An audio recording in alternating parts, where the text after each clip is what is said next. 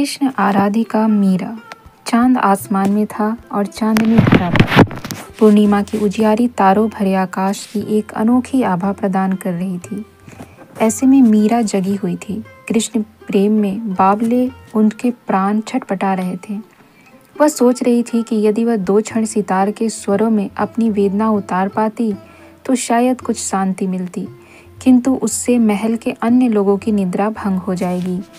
लेकिन वेदना का भार बढ़ता ही गया और जब रोम रोम किसी को पुकार उठने को आकुल हो उठा तो आत्मा का संगीत मंद स्वर में बहिर्गत हो चला। दरस बिन दुखन लागे नैन, जब से तुम बिछुरे प्रभु जी, कबहु न पायो चैन। अरे गिरधर नागर, कब देखूंगी तुम्हारी मुख छवि, अब तो हर पल हर क्षण भारी है।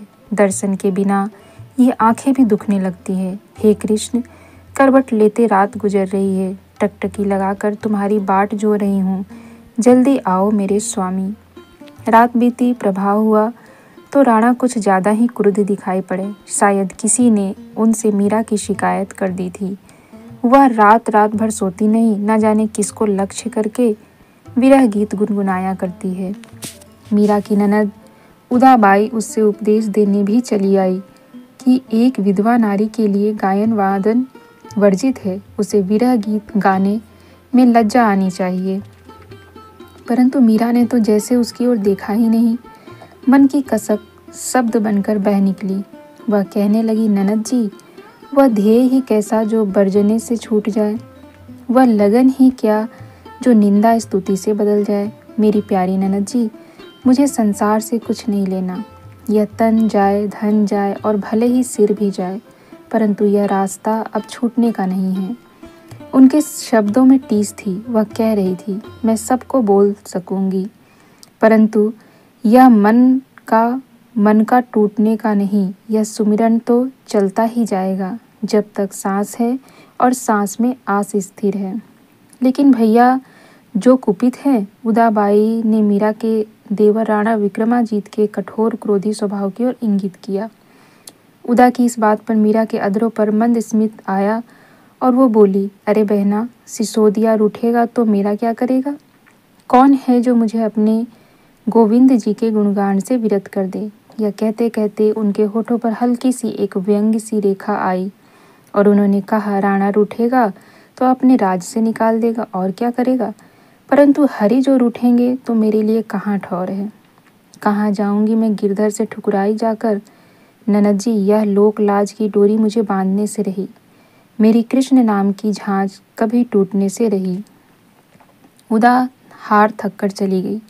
मीरा एकाकिनी बैठी थी। उनका सितार तो मौन था, परंतु हृदय तंत्री के तार झंकृत हो रहे थे और जीवन के सातों स्वरों में सांवले श्याम की साधना जारी थी।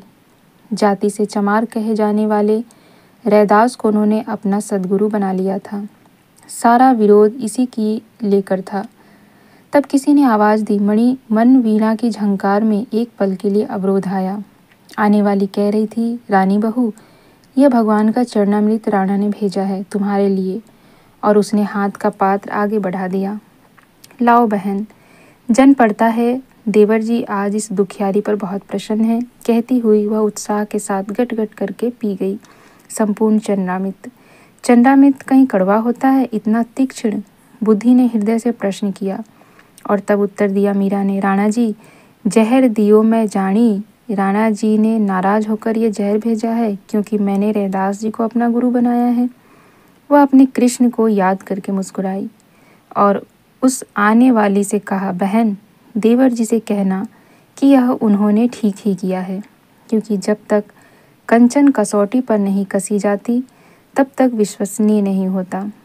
परंतु जहाँ तक मेरे बेपर्दा रहने की बात है, कहना कि वे अपनी कुल नारियों से पर्दा कराएं। मैं तो अपने कृष्ण के हाथ बिकी हुई हूँ, वीरानी हूँ, अतः मेरी चिंता ना करें। देवर जी से कहना कि मैं अपने गिरधर तक पहुँचने के लिए सत चरणों से जा लिपटी हूँ और लिपटी रहूँगी, और कोई भी भय मुझे उनसे विलग नहीं कर सकता। कृष्ण प्रेम ही मेरा सर्वस्व है।